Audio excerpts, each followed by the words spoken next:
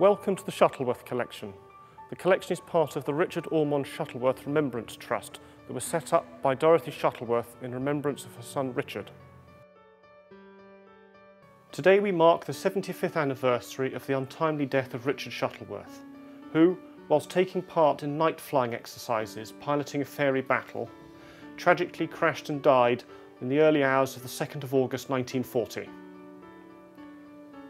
Richard Ormonde Shuttleworth was born at Old Warden Park on the 16th of July 1909, the only son of Colonel Frank and Dorothy Shuttleworth.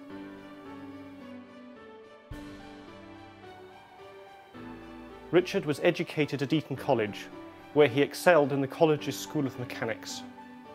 This is perhaps not surprising, as from a young age he had always shown a fascination for all things mechanical, and also being the grandson of the co-founder of the family's engineering business of Clayton and Shuttleworth, a leading manufacturer of agricultural machinery founded in 1842.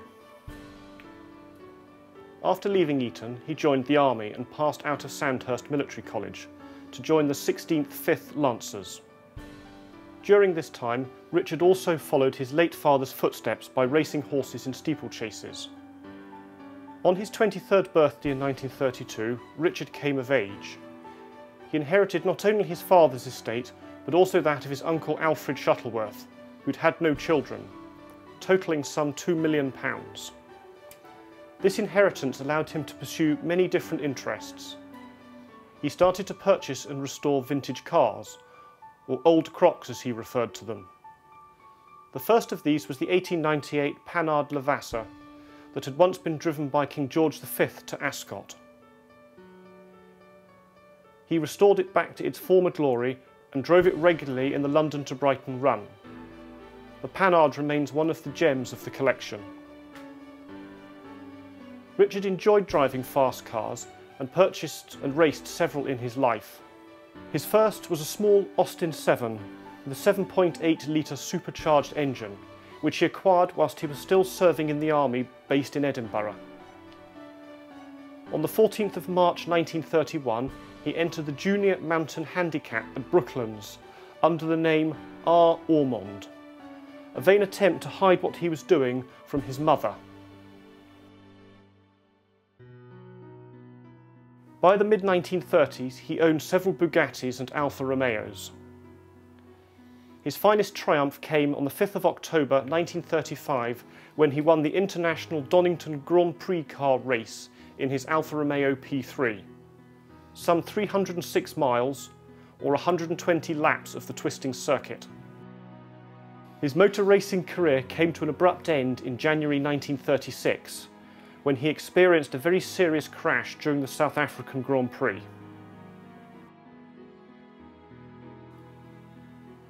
The other big passion in Richard's life was flying.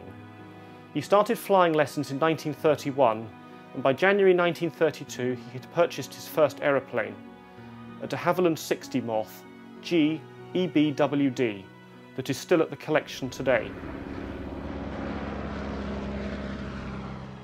He became a director of the Comper Aircraft Company, eventually owning several Comper Swift aircraft, one of which he flew in 1933 the 6,000 miles to India to take part in the Viceroy's Cup air race. He set up an aerial advertising company and also used his De Soto aircraft to support his racing activities. His interest in old machinery soon evolved from just cars to include aircraft as well. He purchased the 1909 Blériot and the 1910 Dépêche-Dussin, both of which he restored to flying condition. He demonstrated them at Royal Aeronautical Society garden parties throughout the 1930s. His aircraft soon expanded to include First World War aircraft such as the Sopwith Pup. This tradition of demonstrating his aircraft is now continued here at the Shuttleworth collection during the summer months with our displays. Richard also became the Squire of Old Warden, a role that he undertook seriously.